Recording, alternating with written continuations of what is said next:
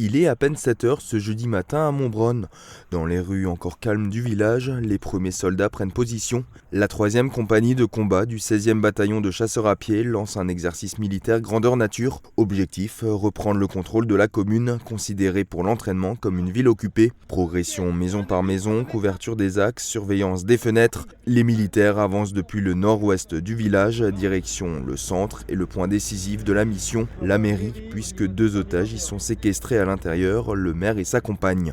Un exercice exigeant conçu pour reproduire au plus près les conditions réelles d'une opération. Pour nous, c'est qu'on prépare une projection.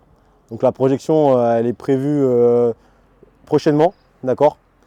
Et dans le cadre de cette projection, on fait des exercices réguliers, d'accord, de tir, de combat, de façon à renforcer la rusticité, la préparation et de pouvoir partir en mission de façon sereine. Dans un environnement urbain, les paramètres sont nombreux, bâtiments, habitants, circulation, autant d'éléments que les soldats doivent intégrer dans leur progression. Au-dessus du village, 2 engins du 1er régiment d'hélicoptères de combat de Phalsbourg tournent en permanence. Ils appuient la manœuvre et se tiennent prêts pour la phase finale, car dans la mairie, les 2 otages doivent être exfiltrés. Le bruit des rotors envahit la place. En quelques secondes, les équipes au sol sécurisent la zone.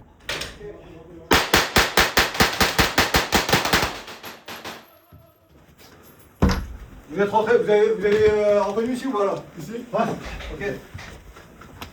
Deuxième pièce. Pendant que les 2 otages sont extraits vers l'hélicoptère qui les attend.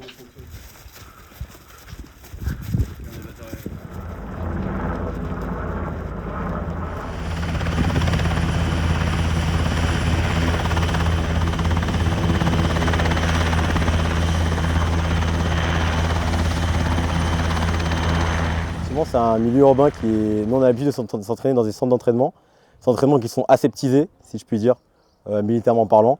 Là, c'est un milieu qui n'est pas aseptisé avec des civils, avec des voitures, avec des commerces, des églises, des mairies. Donc ça nous permet de travailler dans un endroit qui est plus proche du réel, avec ses avantages et ses inconvénients. Et puis du coup, pour renforcer le réalisme de l'entraînement et se rapprocher au maximum des conditions du réel, le jour où on sera amené à être engagé.